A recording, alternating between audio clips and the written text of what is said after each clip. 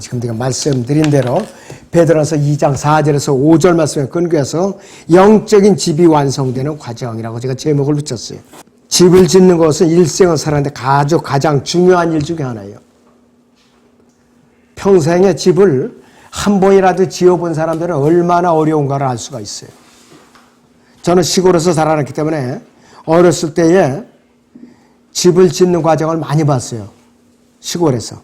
요즘은 포크레인을 동원해서 톱파기를 하고 철근을 넣고 기초 콘크리트를 엮어서 하는 것이 대부분이지만 지금부터 한 3, 40년 전에 시골에서는 초가집이나 기와집을 한 채를 지으려면은 동네 사람들이 다 와가지고서 합심해서 토 다지기를 해요. 지경을 다진다 그래요. 지경을 갖다. 그러면서 목수가 주춧돌을 놔요. 돌멩이를 이렇게 번트덩을 놓고 거기에 웅틀벙틀하게 끌려다 이렇게 파요. 딱 도로고 맞추느라고. 그래갖고 주춧돌을 놓고 기둥들을 세우고 들벌을 얹고 속가래들을 얹고 그 다음에 지붕을 덮는 작업을 한 다음에 벽을 갖다 이제 엮죠. 벽을 엮어서 그 다음에 흙을 바르죠. 벽에다. 그 다음에 방바닥에 구두를 놓고 장판을 하면 집이 완성되는 거예요. 그런데 집을 짓는 과정에서 사람이 원치 않게 다치기도 하고 집이 무너지기도 하고 기울기도 하고 가끔가다 사고가 늘어날 수가 있어요. 또 한 번 지어놓은 집을 잘 관리하지 않으면 빨리 낡고 더러워져서 다른 집보다도 쉽게 손상을 입는 수가 있죠. 그런데 사람이 집을 짓는 과정이나 예수 그리스도의 몸의 영적인 집을 짓는 데에는 유사점이 굉장히 많아요. 굉장히 유사점이 있어요. 주님이 피로 사서 하나의 지역교회가 세워지기까지는 무수하게 기초를 다지는 수고가 필요한 것이에요. 여러 일꾼들을 참여해서 수고하고 땀을 흘리고 때에 따라서는 눈물로서 인내하고 시련을 겪어가는 예수 그리스도의 반석 위에 하나의 지역교회가 탄생하는 것이에요. 자, 여러분들 고린도전서 3장을 보겠습니다. 3장 5절부터 8절까지 보죠. 그러면 바울은 누구이며 또 아폴로는 누구냐? 주께서 모든 사람에게 주신 대로 그들에 의하여 너희가 믿게 된 일꾼들이 아니냐? 나는 심었고 아폴로는 물을 주었으나 하나님께 자라나게 하시느니라. 그러므로 심는 자나 물 주는 자는 아무것도 아니지만 오직 자라게 하시는 분은 하나님뿐이시니라. 이제 심는 자와 물 주는 자는 하나지라. 그러나 각 사람은 자기의 수고에 따라 자기의 상을 받을 것이니라. 하나의 지역계를 세워지기까지 여러 사람들이 수고가 들어가요. 그러나 각자의 수고에 따라서 상을 받을 것이. 그런데 지역계가 세워지자마자 무수한 많은 적들이 공격과 사탄의 방해가 끊임없이 따르고 있어요. 이때마다 주님의 머리 되시는 지역교회가 상처를 입고 분열되기도 하는데 이에 따라서 아픔과 쓰라림과 고통이 따르죠. 이 교회도 무수한 마귀의 공격과 고통이 따랐던 교회예요. 자, 하나의 진주가 만들어지려면은 진주주구의 몸에 상처가 나서 진주의 몸으로서 진액이 흘러나와서 그 아픈 상처를 감싸고 오랜 세월 동안 진통을 겪어야만 하나의 진주가 나오는 것이에요. 그렇듯이 주님께서도 교회를 탄생시키기 위해서 갈보리 십자가에서 그 모진 고통을 감당하셨던 것이에요. 여러분을 탄생시키기 위해서. 자, 영적인 집은 어떤 집인가? 첫째는 예수 그리스도께서 머리가 되시는 집이에요. 시골에 옛날에 집이 다 완성되면은 용마루라고 그러죠.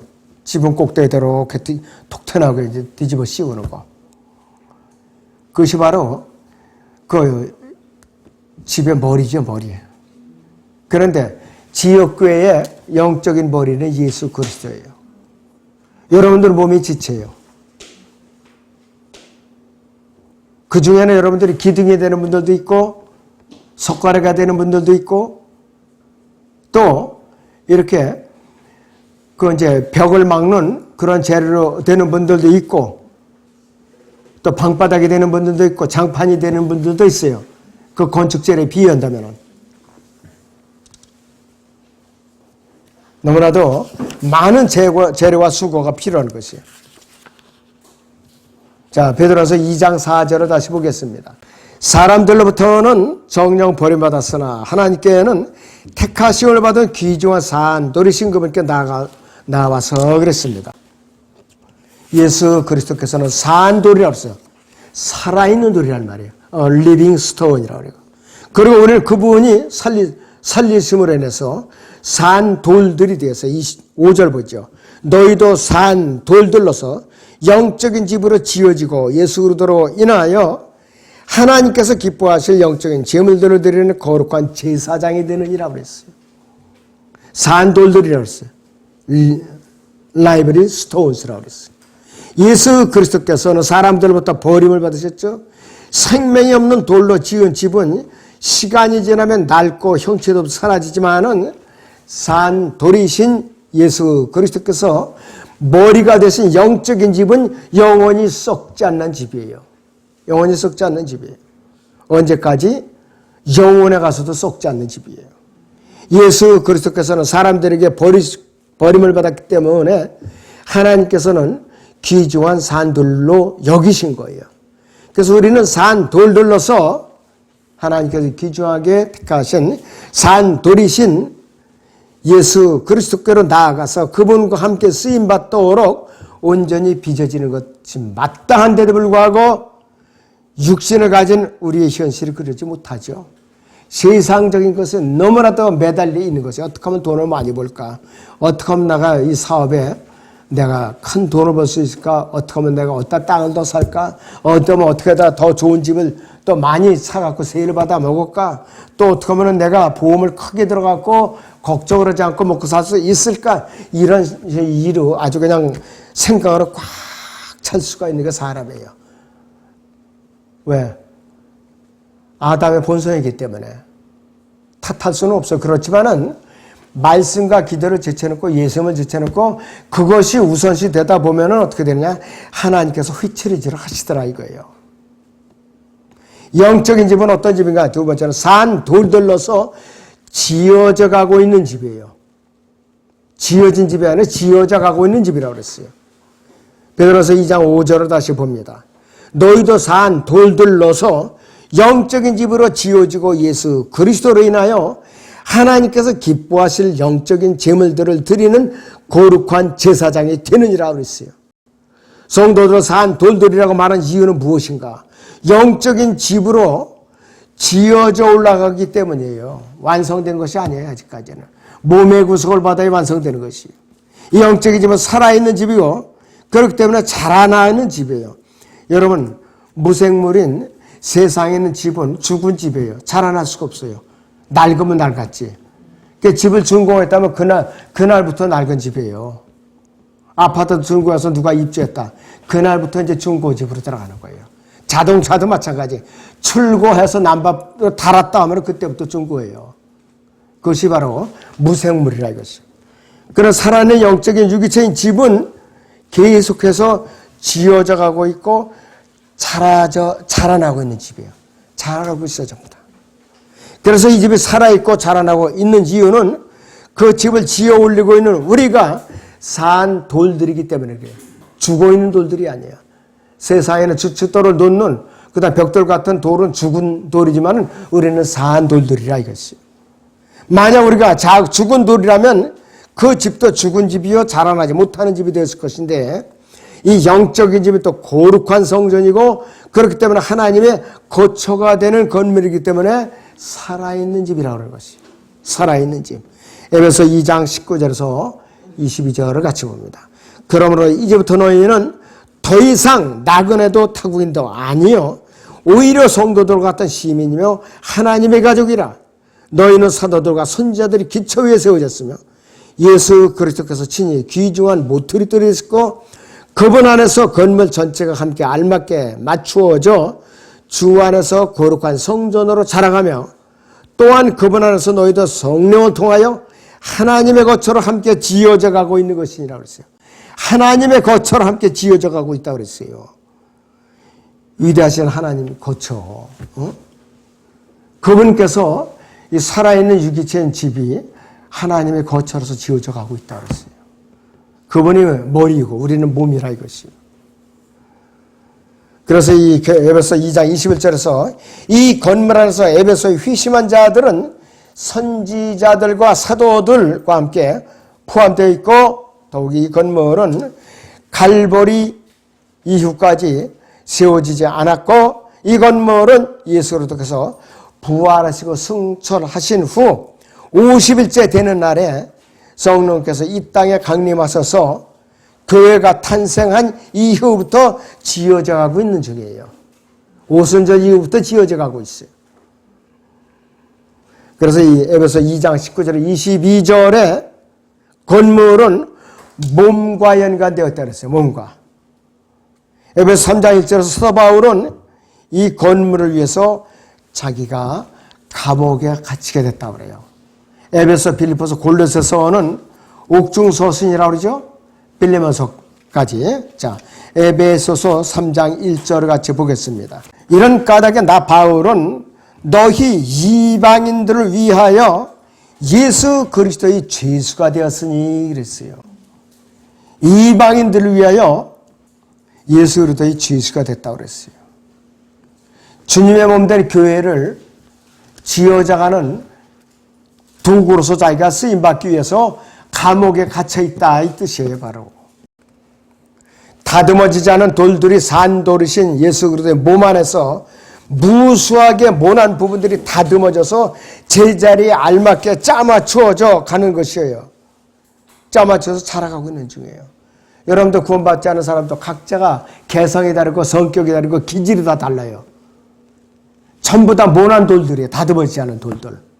구원받고 나면 그때부터 자라나는 영적인 집에 각자의 위치에 제자리에 놓여지기 위해서 예수님께서는 망치로서 무수하게 때리고 다듬고 해갖고 제자리에다 이렇게 올려놓는 거예요. 그래서 여러분들이 이렇게 다듬어져서 산돌들로서 자라가고 있는 것이요.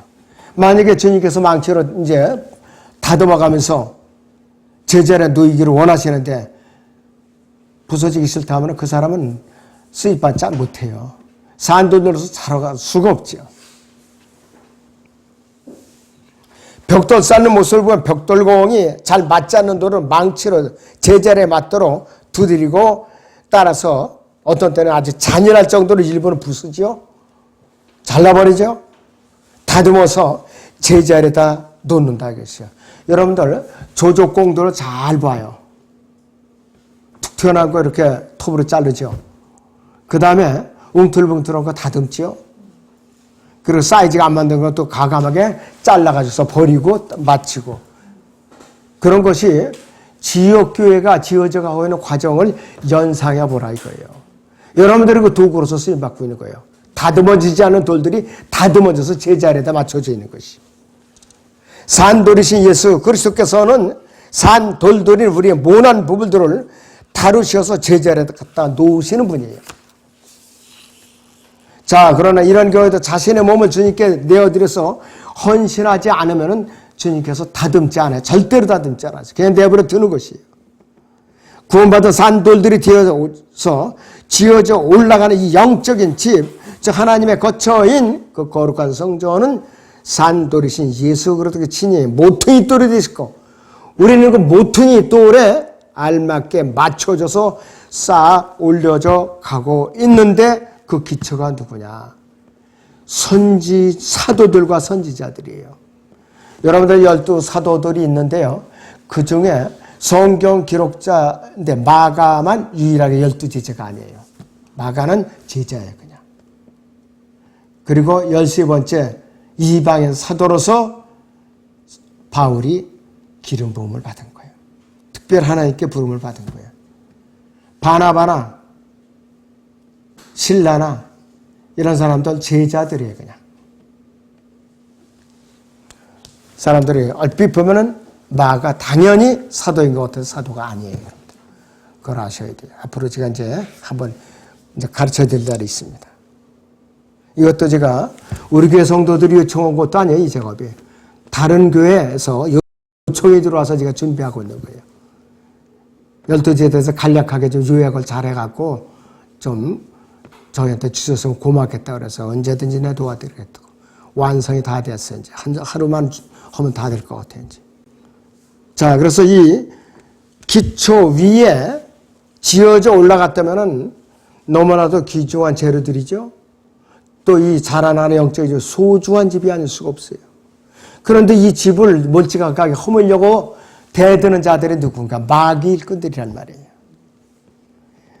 자, 이 귀중한 돌이 사람들로부터는 정령 버림받았던 그 돌인데 예수 그리스도예요. 이렇게 지어져 올라가는 거룩한 성전은 자라가며 또 지어져 가고 있어요. 여러분들은 자라나고 있고 지어져 가고 있어요. 그리고 완성되고 나면 그것은 모든 것이 끝나는 것이 아니라 또 하나님께 기뻐하실 영적인 제물들을 드리는 거룩한 제사장들이 되는 거예요, 여러분들이. 너무나도 소중한 존재들이에요. 너무나도 소중한 존재들이에요. 일주일 내내 성경 덮어놓고 기도하는 거 말씀 읽지 않고 이거는 산 돌들어서 자라가는 것이 아니라 죽은 돌들어서 나는 자라나기 싫으니까 시궁창에 뛰어들어서 썩겠어. 이런 짓 하는 거랑 똑같은 죄예요, 바로. 정말로 우리가 각성해야 됩니다. 이 세상에 사는 집은 아무리 오랫동안 지어도 100년 이상 걸리는 집은 거의 없어요. 그런데 이 영적인 집은 우리가 몸의 구성을 받는 그 순간까지 계속해서 지어지고 자라가고 있는 것이에요. 몸의 구성을 받는 그 순간까지. 현재 이 집은 예수 그리스도께서 승천하시고 오순절에 성령께서 이 땅에 오신 이후에 거의 2000년 동안 지어져 가고 있는 중이고 이 영적인 집도 이제 완성될 순간에 다가오고 있다 이거예요.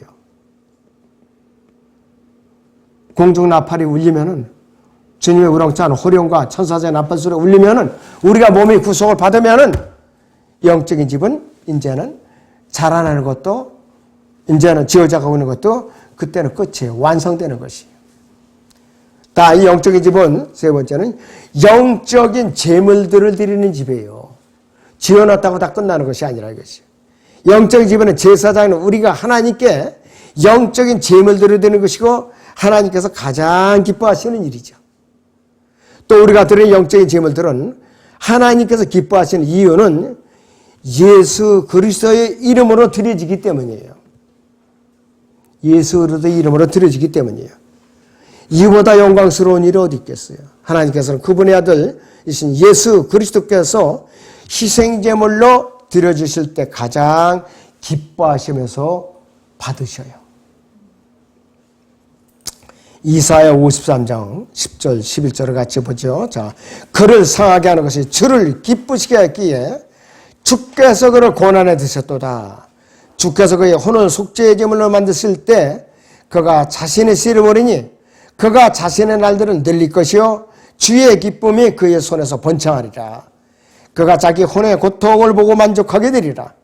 나의 의로운 종의 자기의 지식으로 많은 사람을 의롭게 하리니 이는 그가 그들이 죄악을 담당할 것임이라고 그랬어요.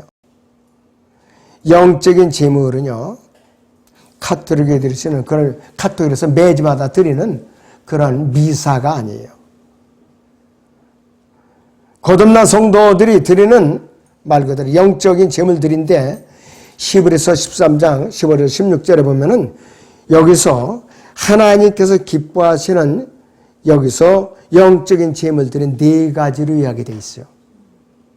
그러므로 우리가 그분을 통해서 찬양의 제물을 하나님께 계속해서 드리자. 이것이 그 이름에 감사하는 우리 입술의 열매니라. 또한 선을 행함과 함께 나누는 것을 잊지 말자. 하나님께서 그러한 제물들을 기뻐하시느라고 그랬어요. 하나님께 기뻐하시는 영적인 제물은 4가지가 있다고 했죠. 첫째는 찬양의 제물이에요. 찬양의 제물. 두 번째는 감사드리는 거예요. 세 번째는 선을 행하는 것이에요. 마지막 4번째는 함께 나누는 것. 혼자만 움켜쥐고 잘 먹고 잘 살고 인색하게 움켜쥐고 있는 것은 참된 성도의 자세가 아니야. 자, 하나님께서 기뻐하시는 4가지 영적인 제물은 첫째는 찬양의 제물, 두 번째는 감사드리는 것, 세 번째는 선을 행하는 것, 네 번째는 함께 나누는 것. 서로 이제 나눠 갖는 것, 구제하는 것, 다 여기에 속하는 것이에요. 하나님께 이러한 제물들을 기뻐하셔요. 이것이 하나님께 기뻐하시는 영적인 제물들이고, 우리는 이러한 영적인 제물들을 예수 그리스도를 통해서 드리는 거예요. 예수 그리스도를 통해서. 예수 그리스도를 통해서 그 제물을 드리기 때문에 기뻐하는 것인데, 이 영적인 제물들이 구약 시대에도 실제적인 제물들과 함께 드려졌죠. 실제적인 제물들. 레위기 7장 12절에서 13절을 봅니다. 만일 그가 감사함으로 그것을 드리려면 그는 기름에 섞은 누룩 없는 과자와 기름 바른 누룩 없는 전병과 고운 가루에 기름을 섞어 튀긴 과자를 감사의 희생 제물과 함께 드릴지니라. 과자 외에도 그는 자기 제사를 위하여 누룩 있는 빵을 그의 화목제의 감사의 희생 제물과 함께 드릴지니라 그랬습니다. 누룩 있는 빵까지도 포함돼서 누룩 있는 빵까지도. 감사의 희생 제물은 히브리서 13장에서 말씀하고 있는 영적인 제물들 가운데서 두 번째로 지시되는 제물인데, 자, 누룩 있는 빵을 구약에서 왜 드리는가? 죄인의 입장에서 화목제의 감사의 희생 제물을 드렸기 때문인데, 우리가 몸의 구속을 받기 전까지는 완전한 몸이 아니죠. 불완전한 몸이기 때문에 누룩 있는 빵을 드린 것이. 오순절에 누룩 있는 빵이 이제 제물로 드리게 된 이유가 바로 그것이에요. 그래서 죄인은 완전하지 못한 사람이기 때문에 제물도 온전하지 못한 누룩 있는 빵으로 드림으로써 자신의 완전치 못함을 제물로서 고백을 한 것이에요. 구약에서 가장 의로웠던 사람 중에 하나가 욥이죠. 노아도 당대의 의인이었다고 그랬죠. 근데 욥은 완벽할 만큼 의로웠던 사람인데, 자식들과 재산들을 모두 잃고 나서는 주신 분도 주시오 빼앗아 가신 분도 주시니 주의 이름을 송축하나이다 라고 고백을 했어요. 다 잃고 나서.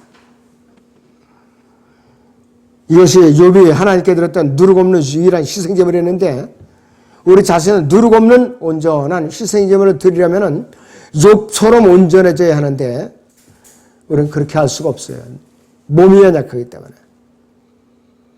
욥이 시간이 지남에 따라서 온전함을 무너뜨리는데, 우리가 구원받고 나서 시간이 왼수야, 시간이. 자, 욥은 불과 일주일을 버티지 못했어요.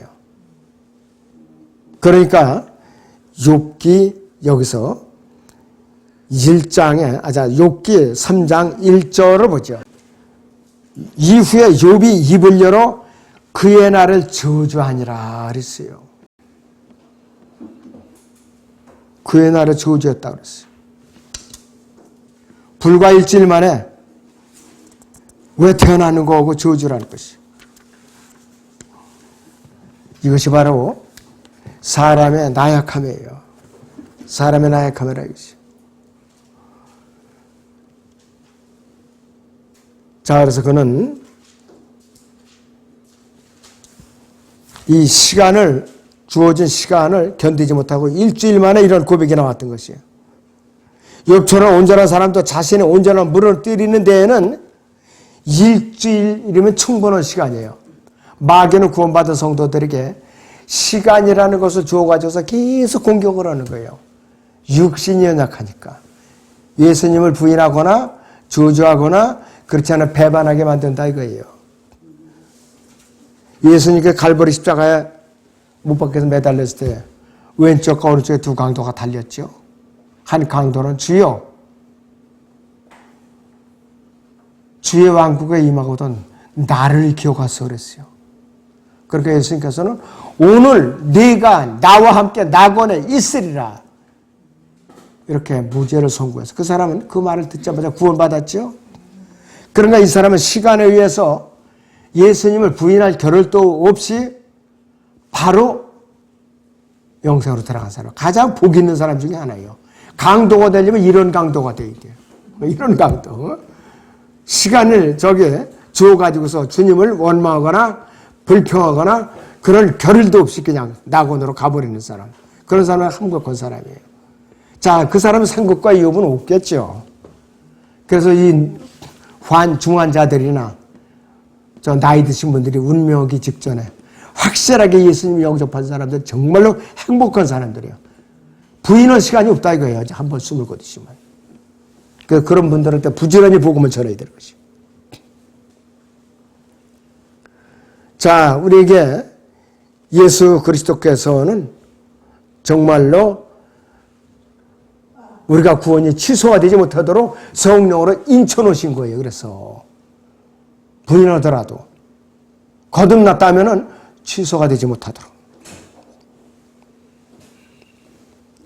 자, 우리는 영적인 집을 견고하게 짓는 일에 합심해서 동참할 줄 알아야 돼요. 세상의 집을 짓는데 기둥이나 들보나 석가래, 지붕, 벽, 바닥, 문틀 등 여러 가지 재료가 필요하듯이 영적인 집을 짓는데도 여러 가지 은사들이 필요하다 이것이고, 곳곳에 가장 각색의 은사를 가진 구성원들의 손길이 절대적으로 필요하다 이것이에요. 로마서 12장이나 에베소 4장에서 여러 가지 은사들이 필요하죠.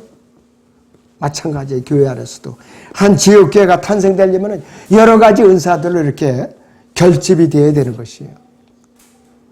아무튼 여러분들이 내 자신이 산 돌로서 살아있는 벽돌이 한 장으로서 이 지역교회에서 어느 위치에 놓여서 어떻게 주님을 섬길 수 있는가 확실하게, 우리는 확실하게 주님만을 바라보면서 위만 바라보면서 믿음을 향해서 굳건히 전진할 줄 알아야 돼요. 기도하겠습니다.